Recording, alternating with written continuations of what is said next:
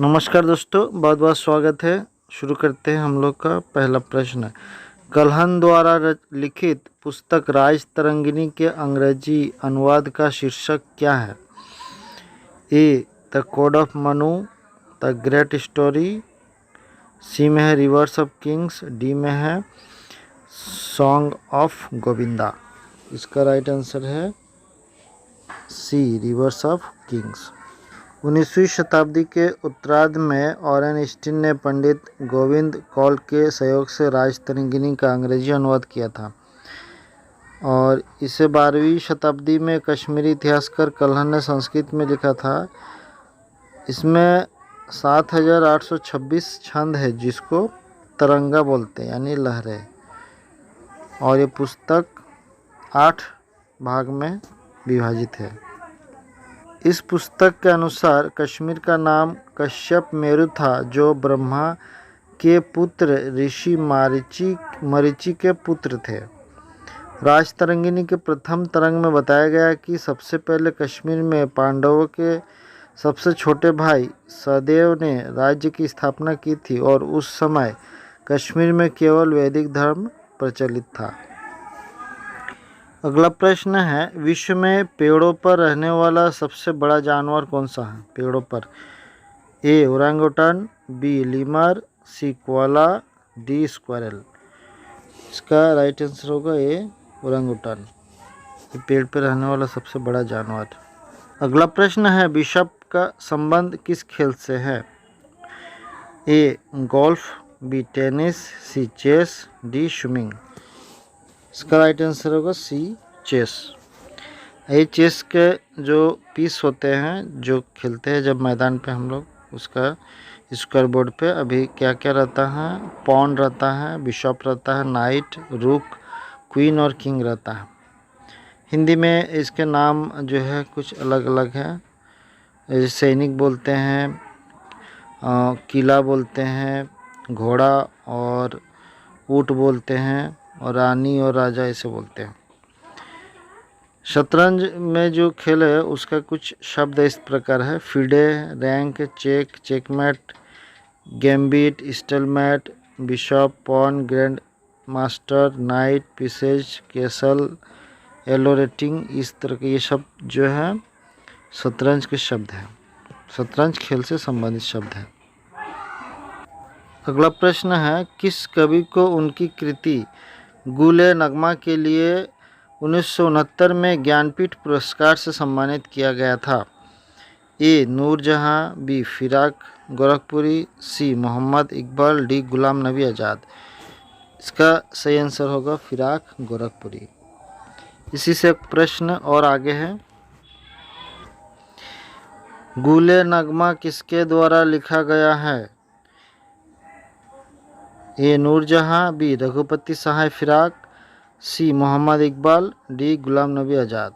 तो फ्रेंड्स इसका आंसर रघुपति सहाय फिराक। ऐसा क्यों है आगे बताते हैं।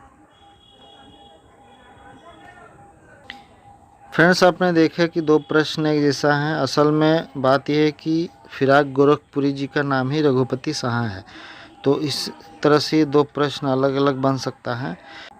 तो फ्रेंड्स आपने देखा कि दोनों ही प्रश्न एक जैसा है। असल में दोनों फिराक गोरखपुरी जी और रघुपति सहाय जो है सेम, यानी कि फिराक गोरखपुरी जी का ही नाम है रघुपति सहाय, और उनको जो पुरस्कार मिला था उर्दू भाषा के लिए साहित्य अकादमी पुरस्कार मिला था गुल-ए नगमा, जो उर्दू में लिखा गया था। अगला प्रश्न है, एप्सम EPSOM, एप्सम जो इंग्लैंड में है वो जगह किससे संबंधित है? ए शूटिंग, बी हॉर्स रेसिंग, सी पोलो, डी स्नूकर। इसका आंसर होगा बी हॉर्स रेसिंग। जिम्बाब्वे को पहले किस नाम से जाना जाता था? ए रोडेशिया, बी माली, सी नामीबिया, डी जांजिबार। इसका आंसर होगा ए रोडेशिया। ब्रह्मपुत्र नदी किस नाम से भारत में प्रवेश करती है? ए मानस, बी धनसिरी, सी दिहांग, डी सांगपो। इसका आंसर होगा सी दिहांग। अगला प्रश्न है, मिस्र की संसद के ऊपरी सदन को क्या कहा जाता है? ए शूरा काउंसिल, बी मजलिस अल साब, सी दीवान रकियात, डी मजलिस अल नवाब। इसका आंसर होगा ये शूरा काउंसिल। अगला प्रश्न है सोमालिया की राजधानी क्या है? ए मोगाडिशु, बी जोहान्सबर्ग, सी अंकारा, डी दारे सलेम। इसका आंसर होगा मोगाडिशु। अगला प्रश्न है सुगौली की संधि पर किस वर्ष हस्ताक्षर किए गए थे? ए 1796, बी 1810, सी 1816 ईस्वी में और डी 1860 ईस्वी में। इसका आंसर होगा सी 1816 ईस्वी में। 2 साल तक चले लंबे ब्रिटिश नेपाली युद्ध को ख़त्म करने के लिए 1816 में ईस्ट इंडिया कंपनी और नेपाल की गोरखा राजशाही इस संधि पर हस्ताक्षर किए थे। इस संधि के तहत नेपाल ने अपने तराई इलाके मिथिला क्षेत्र का हिस्सा नेपाल से अलग होकर भारत के अधिकार में आ गया था। अगला प्रश्न है सुंडा ट्रेंच कहाँ स्थित है? A Pacific Ocean, b Indian Ocean, c Atlantic Ocean, d Arctic Ocean. इसका आंसर होगा इंडियन ओशन यानी हिंद महासागर। सुंडा ट्रेंच को जावा ट्रेंच भी बोला जाता है। यह इंडोनेशिया के सुमात्रा के निकट हिंद महासागर में स्थित है। अगला प्रश्न है मौखिक ग्लूकोज सहिष्णुता यानी ओरल ग्लूकोज टॉलरेंस जो टेस्ट किया जाता है वो क्या पता करने के लिए? A blood sugar, b blood pressure, c obesity और हार्ट अटैक। तो ब्लड शुगर का पता करने के लिए ओरल ग्लूकोज टॉलरेंस टेस्ट। अगला प्रश्न है खुशवंत सिंह की ट्रेन टू पाकिस्तान किससे संबंधित है? A the partition of India यानी भारत विभाजन पे है। इंडो पाक ट्रेन सर्विस से भारत और पाकिस्तान के बीच ट्रेन सेवा से है। या सी कश्मीर, डी बंगाल विभाजन। इसका आंसर होगा ए पार्टीशन ऑफ इंडिया यानी भारत के विभाजन से है ट्रेन टू पाकिस्तान।